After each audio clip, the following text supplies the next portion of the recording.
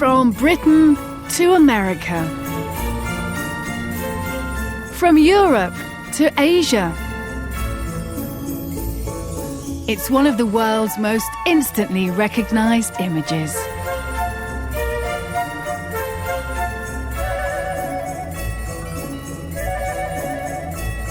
But what are its origins, and why has it become such a universal symbol of Christmas?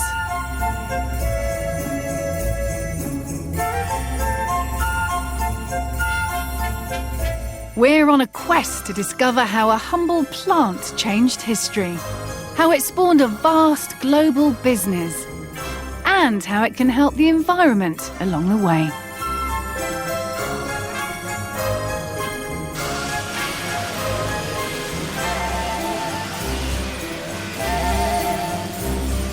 Norway spruce, Scotch fir, Afghan pine. There are many different varieties, but just one name.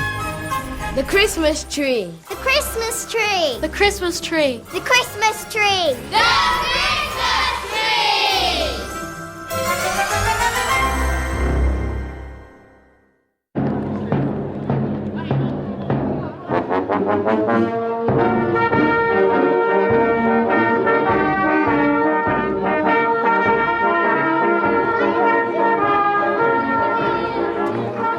The town of Windsor, and a rain-soaked evening hasn't dampened the festive spirit of the locals. People have come out in their droves for a tradition at Windsor Castle that dates back to the 1790s. The lighting of the Christmas tree.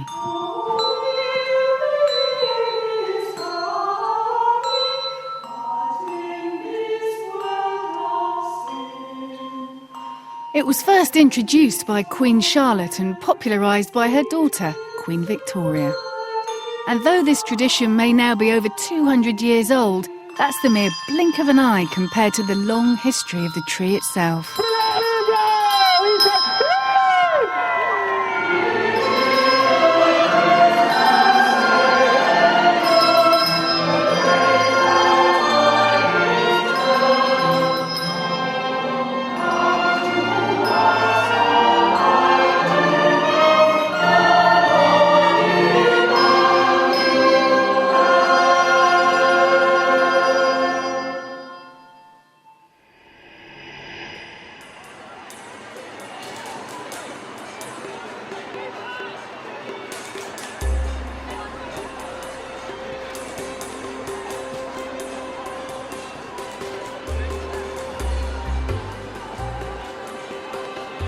Like most of us, I take the tree for granted. I've never given much thought to its origins, and neither, it seems, do many of the people here.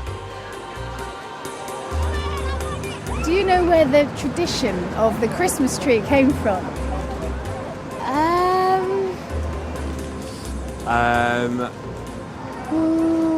I can't say I know. I don't think I do. Is it something to do with Germany or the Scandinavia? Do they seem to have a lot of Christmas trees over there? No. Do you know what the Christmas tree represents? Christmas. A tree that you put presents under? I have absolutely no idea. I'm sorry. It looks kind of nice in the house as well, and you can put things on it, so it's sort of a useful thing. No idea about that.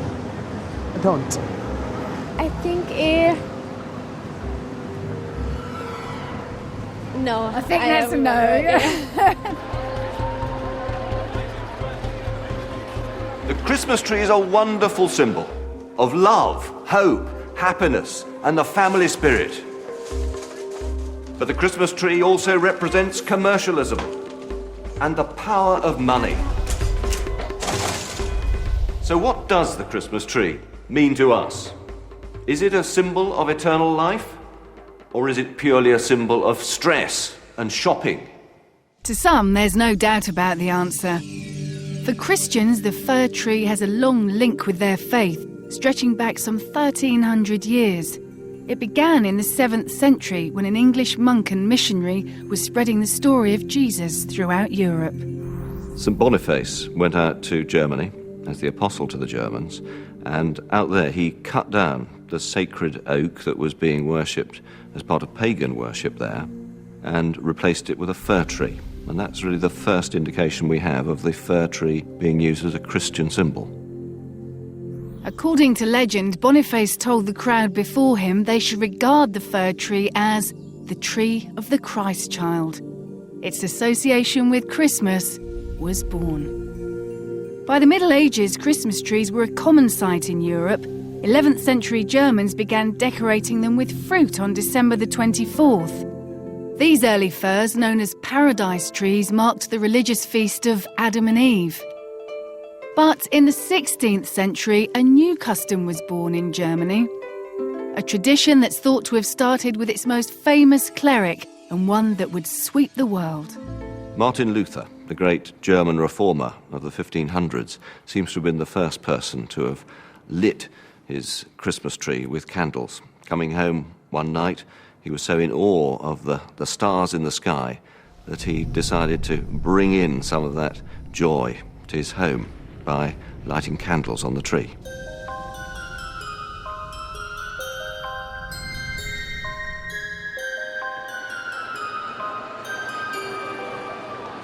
This isn't the only festive tradition thought to have started in Germany. Other customs, it's claimed, such as the Advent calendar and the hanging up of Christmas stockings to be filled with presents, also originated there.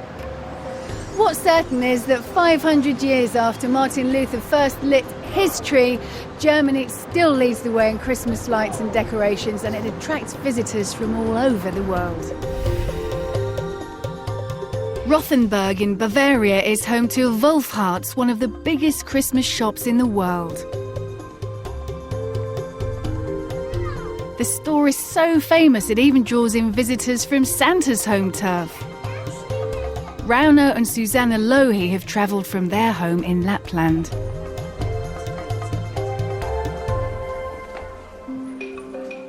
For their children, Matthias and Elizabeth, this is a wonderland crammed full with the finest handmade decorations money can buy. But today they choose simple wooden decorations for the family's traditional Christmas tree.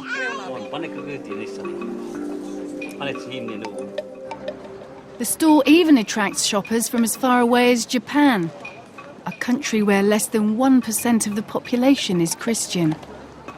But that doesn't stop them from celebrating. On the Christmas tree, we hang ornaments or lights. These golden... Yes, the golden ribbons. And on top, we put the star. Santa Claus... are kind of round, you know? Yeah, round glittery ball and... reindeers. Wherever we live, we're likely to put our trees up at different times.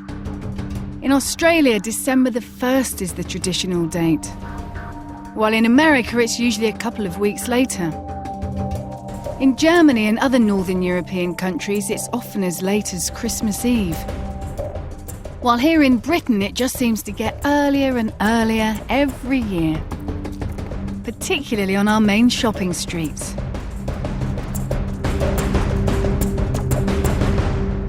But it wasn't always like this. Other countries may have adopted the Christmas tree hundreds of years ago, but it wasn't until the 19th century that the British first took it to their hearts.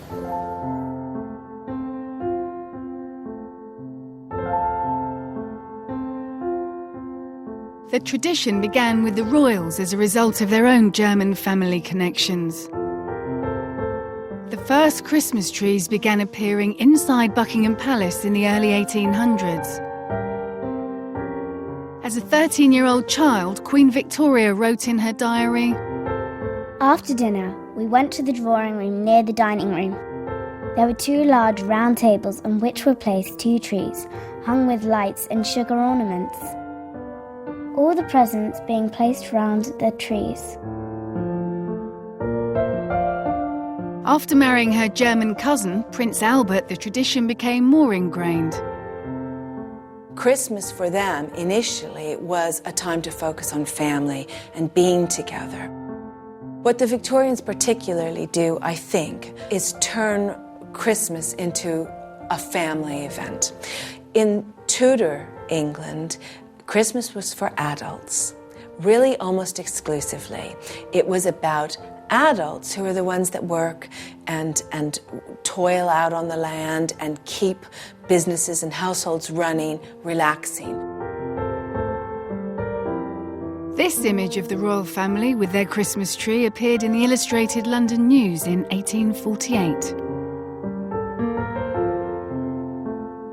When this is published, it's almost like something in OK Magazine today. You know, everyone saw it, and those who didn't see it heard about it. So that really set the scene, because of course the royal family in those days were trendsetters. What they did was fashionable. So people saw this tree, this glowing tree with these candles on it, and this seemed to be something really very magical.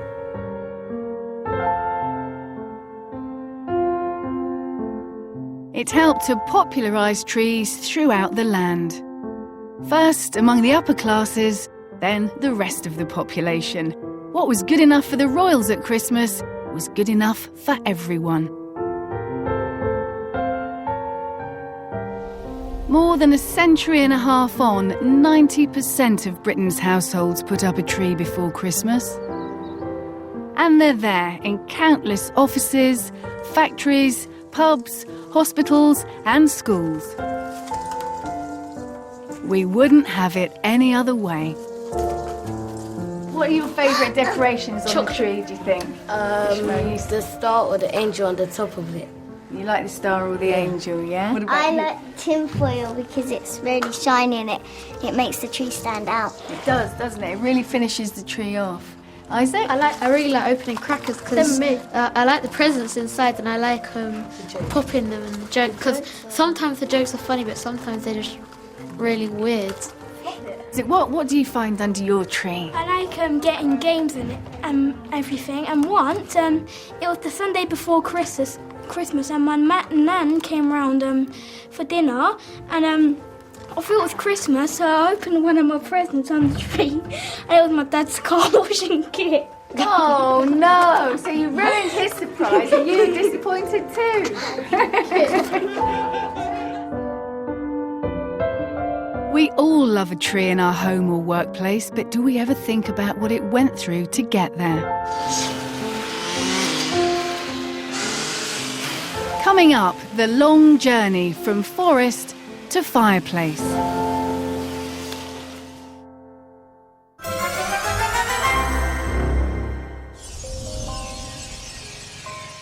On one of Europe's biggest plantations, thousands of trees await their destiny. Earmarked from birth, some will go to Britain, others to Italy, Belgium and Holland.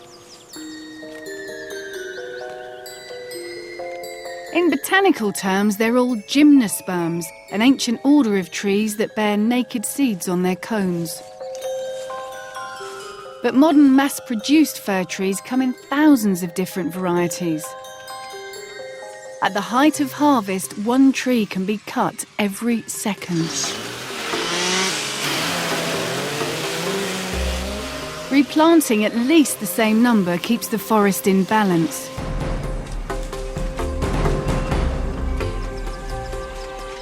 And throughout its life, every healthy tree gets private medical care, personal trainers, and a guaranteed chance to pass on its genes to future generations.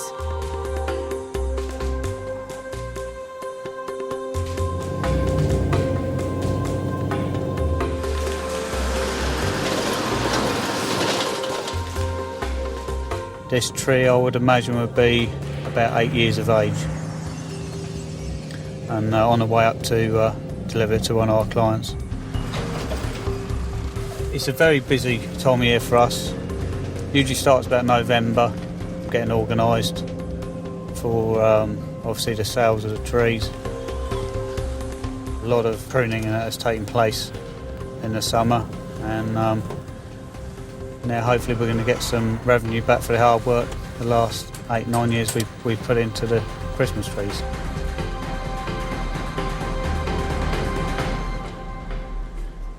Good afternoon. Hello. Got your tree for you. Oh, fantastic. It's wonderful. It was only cut an hour ago, so it's nice and fresh. It's a beautiful shape. Although all trees stabilise the soil, protect water supplies and provide refuge for wildlife, some environmental critics argue that this evergreen is now taking up too much land. What do you think then, girls? What do you think? They believe more deciduous trees, ones that lose their leaves, should be planted. Wow.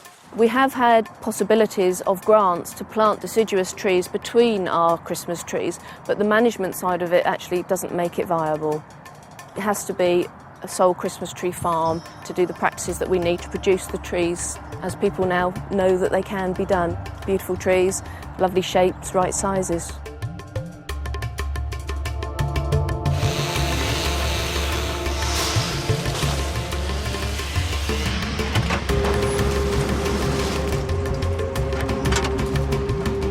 In Britain, 8 million trees are sold every Christmas, but that's nothing compared to America. They sell over 30 million. The hard graft means round-the-clock shifts for more than 100,000 workers and a revenue worth around over $1 billion a year in North America alone. California, Michigan and Washington are among the top Christmas tree producing states, with Oregon out in front producing almost 10 million trees a year.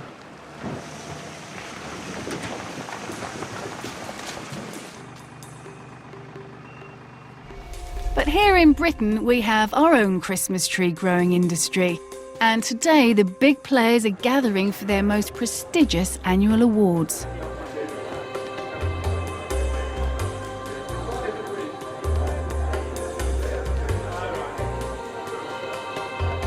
The British Christmas Tree Growers Association event is an annual meeting where everyone brings their best Christmas tree to us or to a set venue to try and win the competition, which promotes British grown Christmas trees and the fact that, you know, we do as a country produce some very nice trees and it's available all around the country, not in just specialised places.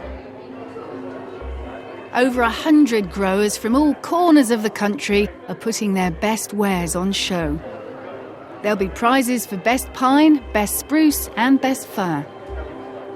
The winner of the Champion Grower category will see their product put on display at number 10 Downing Street. What we like is a compact tree. We're looking for lots of buds every year. We're looking for a nice even growth, which we control with pruning methods and fertilisation for the colour. John Baker has been growing Christmas trees for 20 years and is among the favourites to come first in this year's competition. So what are the secrets of a prize-winning entry? We never ever used any fertiliser. And there's not many people who probably say that, to be honest with you. It's on A-grade soil. It's very good. The land that we're growing the trees on has been in our family for generations. And I was the first one to change the trend of growing potatoes and went straight into diversified and went into Christmas trees. And I obviously chose it out of a few thousand trees. I'd probably hope to say it is probably one of the best ones here. We don't turn away any tree because what one person will hate, another will love. You just never know what people's idea of a perfect tree is. Some like tall and thin, some like big and bushy, some like lots of gaps to put their decorations on top of the tree, some like them full like this. So I never really know what people are going to go for that year. The tree we've got here is the Norway spruce, which is the traditional type Christmas tree. They do not drop the needles as much. It all depends where you source your tree from, how long it's been cut. This year trees have come in from Lithuania, Denmark, Ireland. So it all depends, same with food, the food miles of a tree. You can't beat the health of the tree by the general weight of a tree. You could have a tree which has been imported. It might look the same on the day you buy it, but a week in your house and its sell-by date is gone, basically because it's been cut. If you live in Britain and you want a freshly cut tree, you'll have to buy one direct from a farm. Good news for these growers. If you're lucky enough to live near Santa, you can go and collect one from its natural habitat.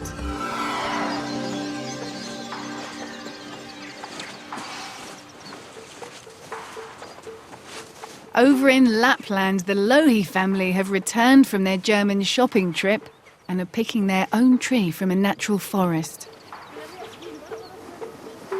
Real trees like these absorb greenhouse gases, and if there's one thing the Christmas tree industry does well, it's to ensure that millions of acres of land in Europe and North America remain forested. Here, you don't have to plant Christmas trees because enough fir trees grow wild. Some of them are hundreds of years old. Even though Santa Claus is said to live up the road in Lapland's capital, you can't rely on his help for this job. But you can call a local cab to get the tree home. The Sami, Lapland's indigenous community, still own most of the 200,000 reindeer in Finland. Although the story of the most famous one, Rudolph, is said to come from Chicago, where a department store owner created him as a marketing gimmick to get more people to shop there. Growing up in a Christian household in the wilds of northern Finland, such commercial aspects of Christmas are largely lost on the Lohi children. For them, this time of year is all about family and tradition.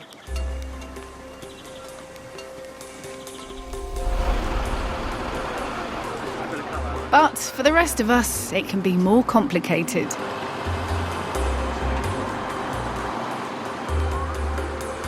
Throughout history, there has been a tension between the desire to celebrate Christmas and to commercialise it against the desire to worship God as part of the Christmas festival. There are some good, encouraging signs in that a number of people now don't want to give lavish presents to one another. They would rather give to charity. They would rather send a goat to Africa. They'd rather give some money away rather than giving it to each other. But Christmas remains big business, and for sheer commercial glitz at this time of year, you can't beat New York. The tree in the Rockefeller Center rises more than 60 feet high and glows with 5 miles of lights. Charmaine Jacobs and her 3 children always make the trip to Midtown from their home in Brooklyn to get their tree. The boys, Kyle and Kane, want the biggest, but little Mia will get the final say in a family ritual that's played out all over the world. Yeah, that'll be okay. But I'd make sure it's watered. So that one will last for Every tree has its own selling point. Some varieties have particularly good colour, shape or fragrance. That one's going to smell too. Others have historical significance, like the balsam fir, whose resin was used to heal the wounded during the American Civil War. The Jacobs go for a Fraser fir, a bestseller because its strong branches hold more baubles. This one will set the family back $80. Soon it'll be safely on its way to a new home in Brooklyn, where it'll take centre stage on Christmas Day.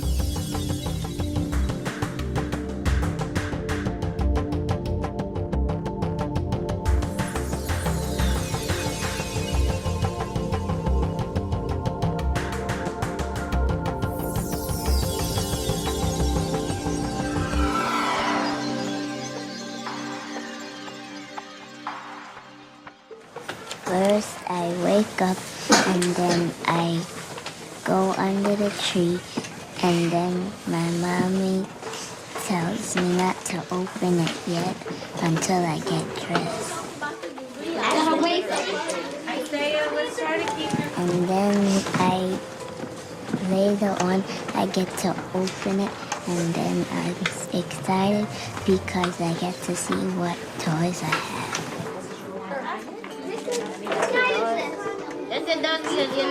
The Christmas tree first appeared in America around 1700, when German immigrants settled in Pennsylvania. In December 1776, Hessian soldiers who fought alongside the British in the War of Independence are said to have put up trees during the Battle of Trenton, New Jersey. The tree was introduced to the White House in 1856 by the 14th US President, Franklin Pierce. And by the late 19th century, its popularity was huge.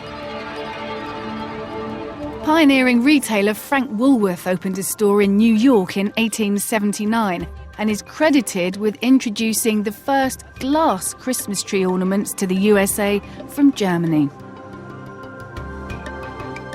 The custom spread rapidly, and today every shop seems to offer the chance to buy decorations earlier and earlier. For the Jacobs family, there's always room for a few new ones. Branded merchandise tempts the children to use pester power on their mother. But she's busy admiring the more subtle glass ornaments from Europe. How you decorate your tree seems to have become an expression of who you are. Americans like big, shiny, and bright ornaments.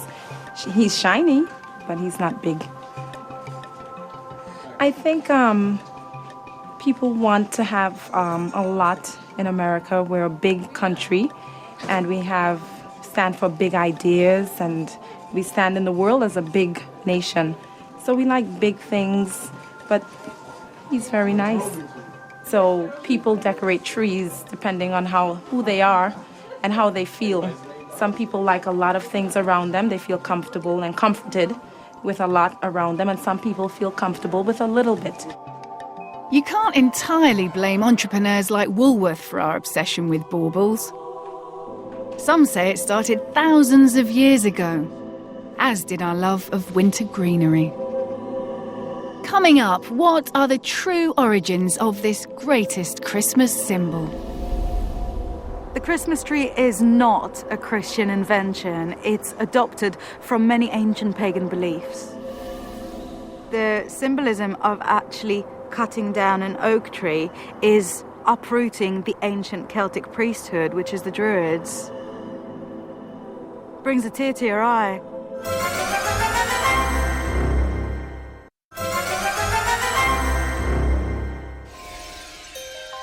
Thousands of years ago, people gathered on December the 21st or 22nd, the shortest day of the year, to honour a sun god with gifts to ensure the seasons would wind forward again to summer. According to some, this annual ritual provides the crucial clue to the Christmas tree's real roots.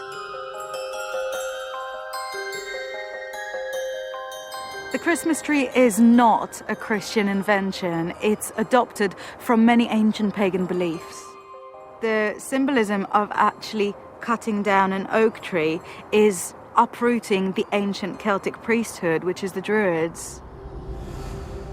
Brings a tear to your eye. Inbal is a follower of Wicca, the largest of the pagan religions. She offers an alternative view of what the tree stands for. The evergreen in the dead of winter symbolises that life is possible and that life will return. Followers of Wicca have a special reverence for nature.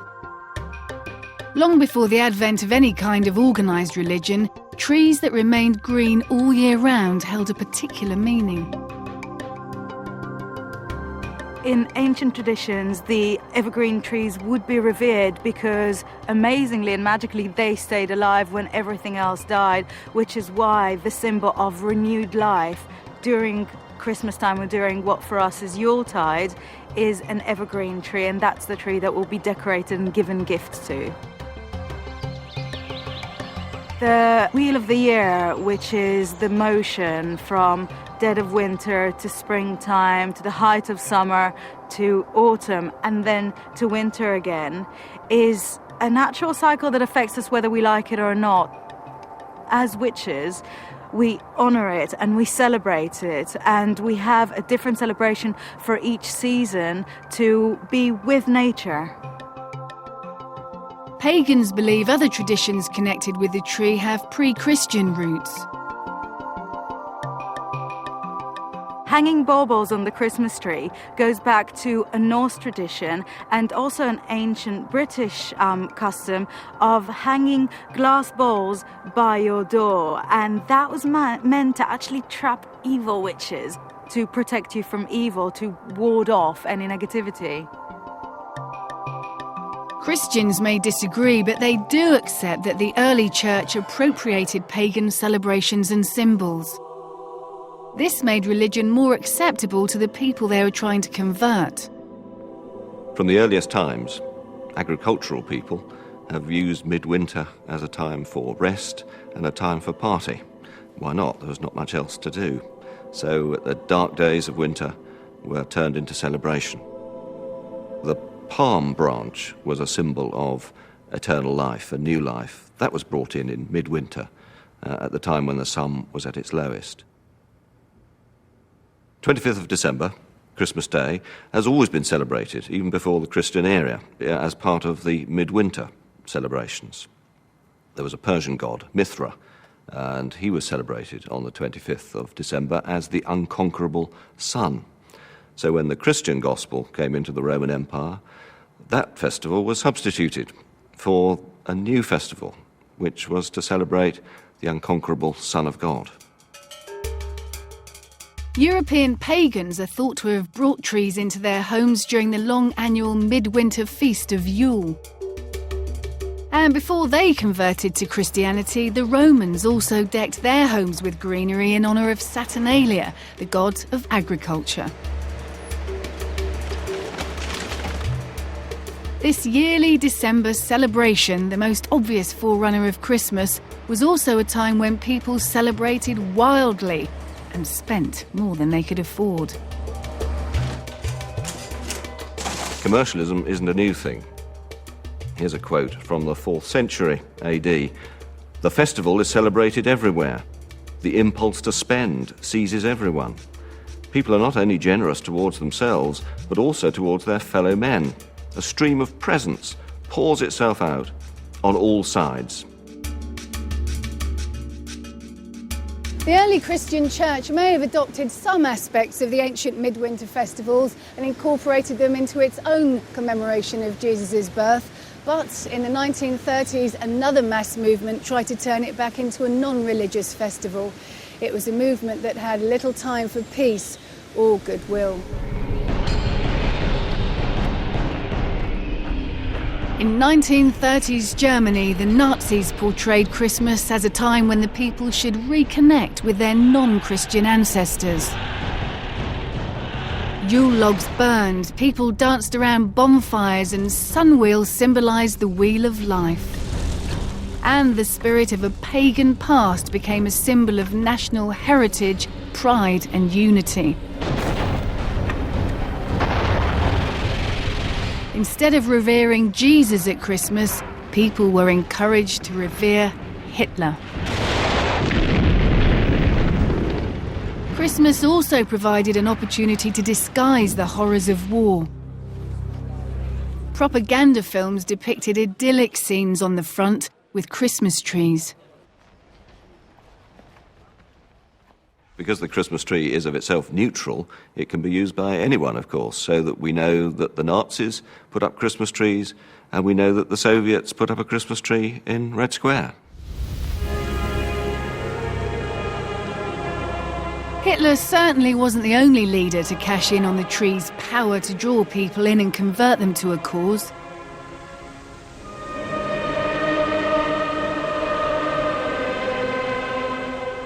But his Christmas addresses were particularly designed to motivate the masses for war.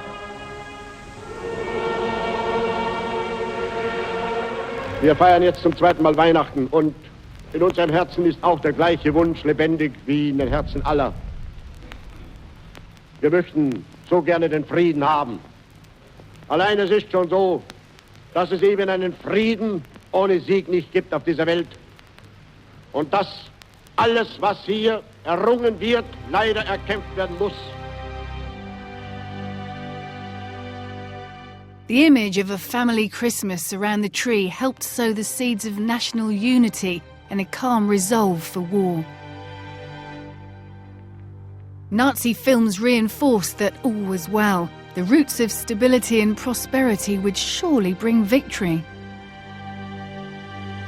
And no need to worry about your husbands, brothers and sons at the front. They too are enjoying Christmas.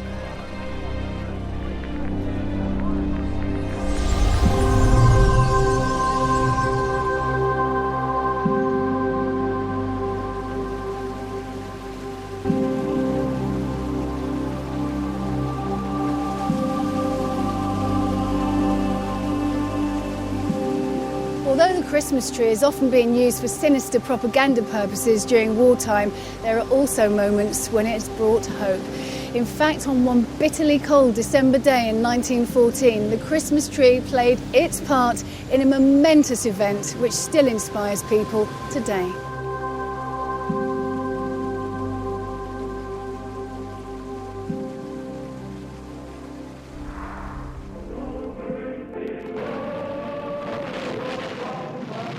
That year, in the build-up to the First World War, millions of volunteers from New York to Berlin, Paris to London marched to the tune of battle.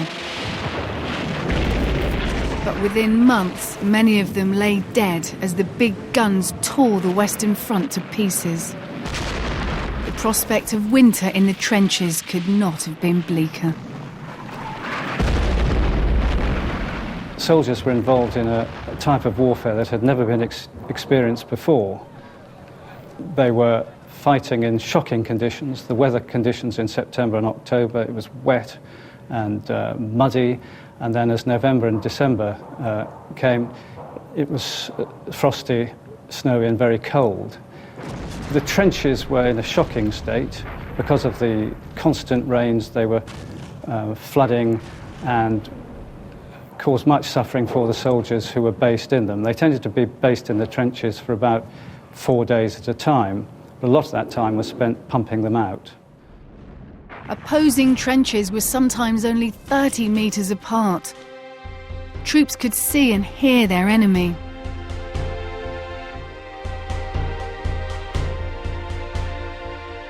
But both sides got into the festive spirit as Christmas parcels and postcards arrived from friends and family.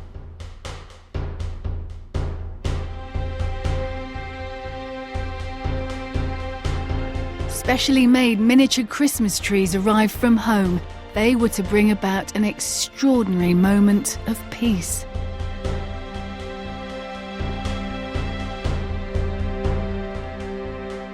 It was definitely the Germans who started to make contact with the British. They started to sing carols. They put Christmas trees up on the parapets of their trenches, lit candles.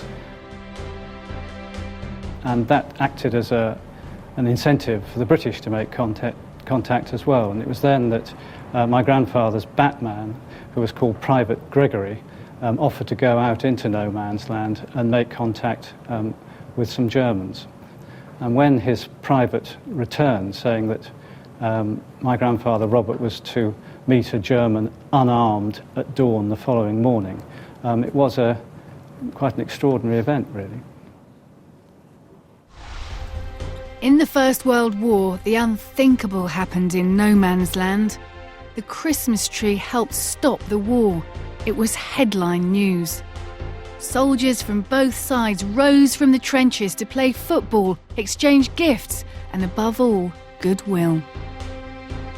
The 1914 Christmas truce lasted all day and into the night until the generals called it off.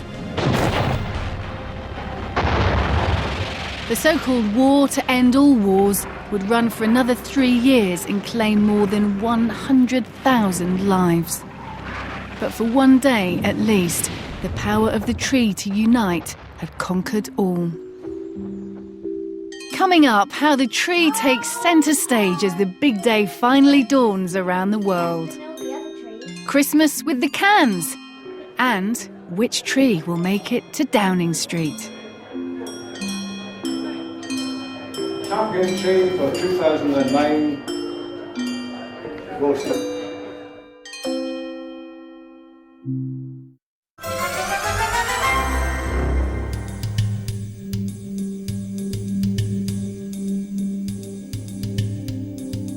It's the annual prize giving for Britain's specialist Christmas tree growers. The winner of this year's event will see their tree go up at number 10 Downing Street. And as ever, competition has been fierce.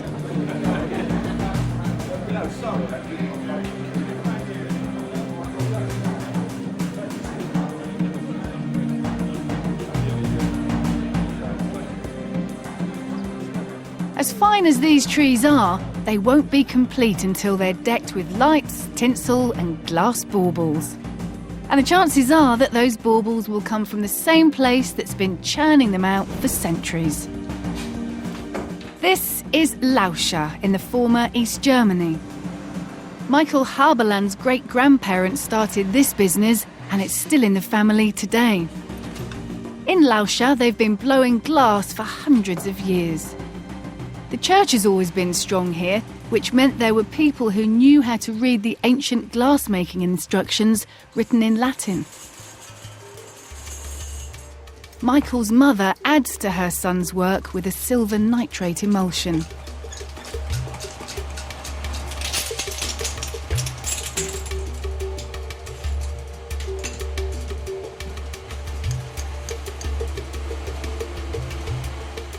While the latest little robin on the production line gets its finishing touches from wife Angela.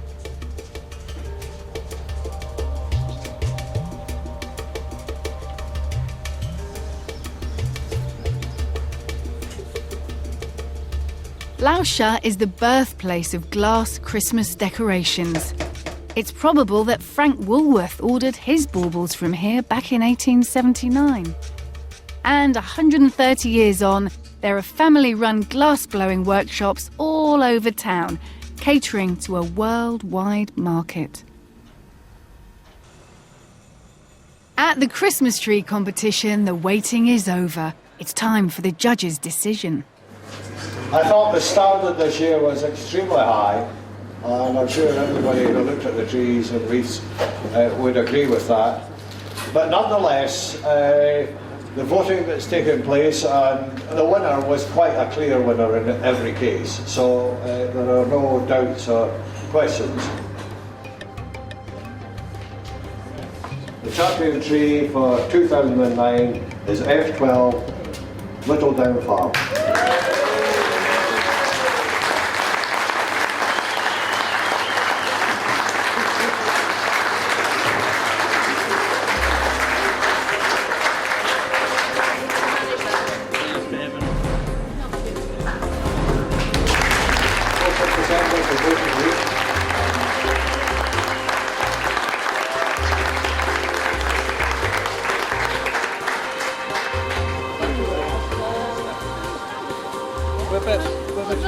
Trees behind, so we're on the reindeer.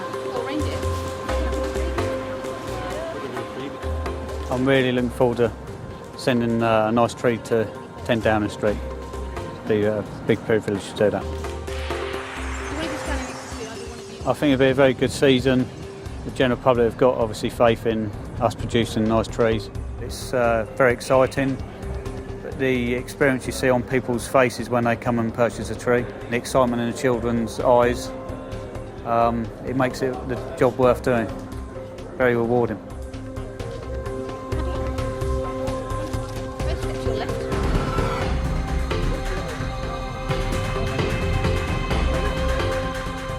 Very pleased, over the moon.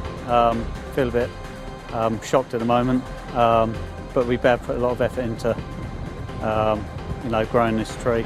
So.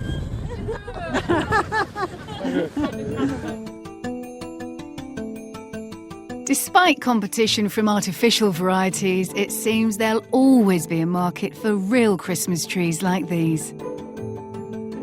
In Britain this year, we're expected to buy 8 million of them.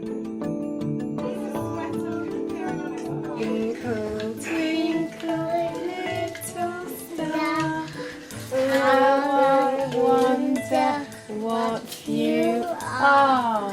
Oh, that was so beautiful. All of those 8 million sold have the potential to bring people together, whether they're strangers, friends, or family.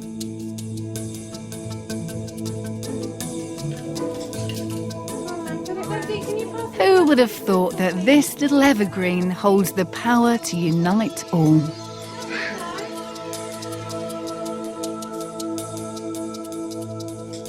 Okay, 3, 2, 1. Oh my goodness gracious me. Better than all the other trees.